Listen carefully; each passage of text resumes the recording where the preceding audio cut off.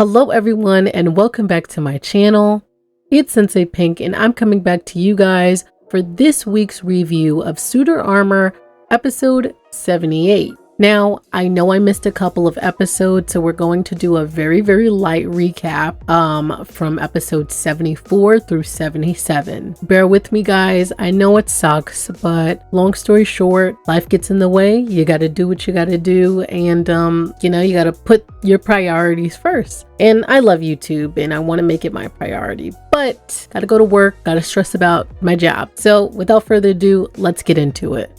So getting into episode 74, Norix just basically comes to the realization that, going down this, hold on, I just want to go down, is that Modius is becoming independent. That's number one. Number two, he no longer, he has a mind of his own. And in the end, Modius is going to do what he wants, and everything that he's learned is from Lucia. And even though Norix assumes that, number one, he shouldn't be able to disobey orders, number two, or talk, or laugh, or do anything else, he seems to be doing everything and seems to be existing to prove him wrong. Moving along to episode 75, Kiersey and Lucia put Lord Goldborne to bed, and Kiersey leaves and Lucia stays behind. He begins telling her about the night and how some farmers came to basically say that there were some fairies coming and congregating,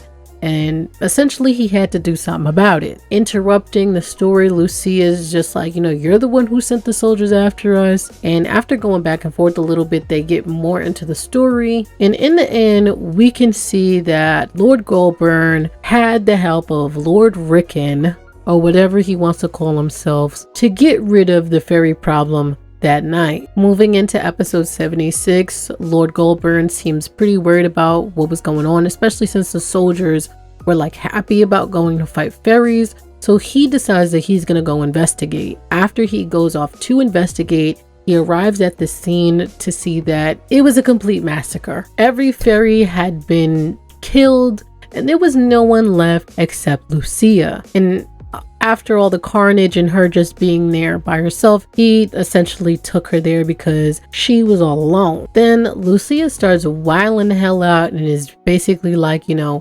always wondered why you took me, and now I basically realized that it was just to basically do a good deed.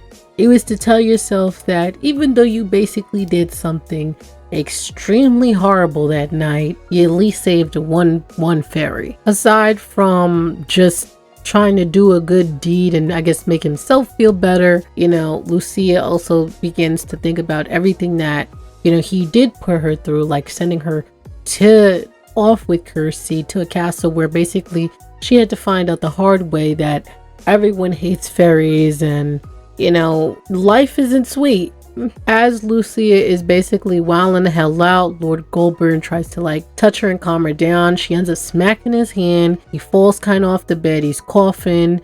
And as Lucia thinks about ending it, she thinks about Modius and Norix and all the nice moments that she's had, and calms down and then helps Lord Goldborne back into the bed. Lord Goldborne then just apologizes for everything that he put her through and asks for her forgiveness. And Lucia is just like, no, I can't do that. You need to right your wrongs, and then maybe I'll consider it, and afterwards just leaves him to go to sleep. The next morning, Kiersey comes in with breakfast and we see Lucia trying to wake Lord Goldborne, but it doesn't work, and unfortunately it seems like Lord Goldborne has officially passed. Picking up from episode 77 of Suitor Armor, basically we have this long letter from Lucia explaining the whole event of basically Lord Goldborne passing, how they'll be delayed coming back to the castle, and some of her own personal feelings, which she doesn't include in this letter to Norix. But long story short, she lets everyone know what's going on and how she's handling basically everyone who works at the castle, where they will go, because no one's going to be in that castle anymore since Kiersey is going to be queen with Reimund. Moving along from that long segment of a letter, honestly, we get to Reimund, who's just in his study, I guess, just taking the news pretty harsh, and his trash bag uncle comes in and basically tells him, like, wants to know why he no longer has access to the dungeon. And then after like Reimund is just like, it was a request and blah blah blah, he's just like, you know what, nephew, you know, you need to realize who the key players are and, you know, whether or not you're a pawn. And basically tells Reimund he's a pawn in whatever game he has, and that he needs to basically watch himself because without his uncle, he would drown. So, after being told that basically he ain't shit, Lord Rickon is basically like, you know what, nephew, it's okay. A game is hardly fun without any other players involved. But for the moment, I have to put my attention elsewhere. Y'all, that's one fucked up uncle. Alright, so getting into episode 78, we kick it off with Kirsty and Lucia, I guess on their way back to Reimund's castle.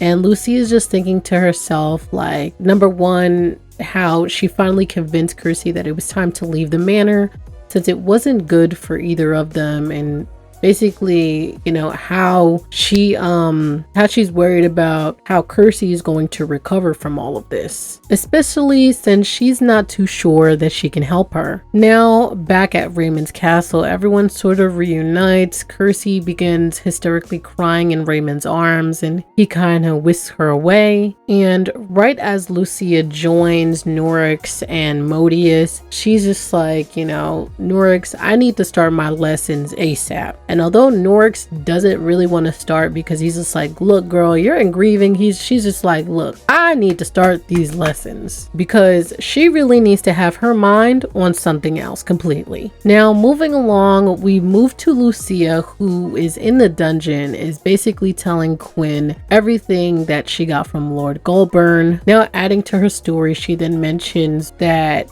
she almost lost control in front of Lord Goldborne again, but this time she managed to, you know, get it under wraps. And shortly after, she tells Quinn that she was the one responsible for the fire. She goes over everything regarding the whole fire situation, and then Quinn is just like, Lucia, when did you start using magic? She tells him that, you know, it was only a few months ago, like right when they first met, and that when she started using it, she felt something weird happen. Quinn goes on to explain that he's never heard of fairies suppressing their connection to magic for that long, and considering that she's a monarch, this can be a bit different, number one. He tells her to essentially consider this like a dam. When she started using magic, it created one crack, and as she keeps going along and using magic, it'll just create other cracks. Considering that in the end, she is a monarch and she's been holding it back for so long, and,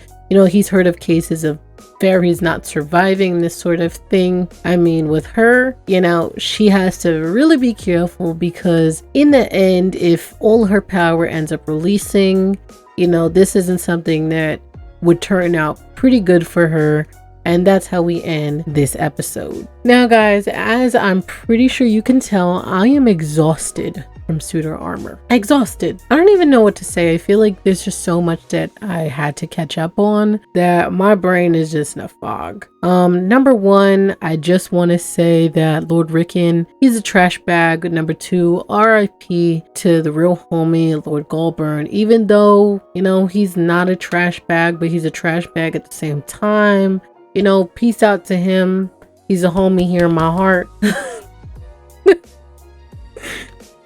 And lastly, I don't know what Lucia is gonna do. Quite frankly, I've thought about where this story is going to end, how it's going to end, and all I could really see is Lucia ending up becoming like the queen of fairies, and that just being it. I don't really know where everything else fits in. I don't know how everyone else fits in, but this is a story that I like. I like stories or like series when I don't quite know what is going to happen, and Suitor Armor is just one of the webtoons that I read that I just don't know what is up next. I don't know how the story is going to go.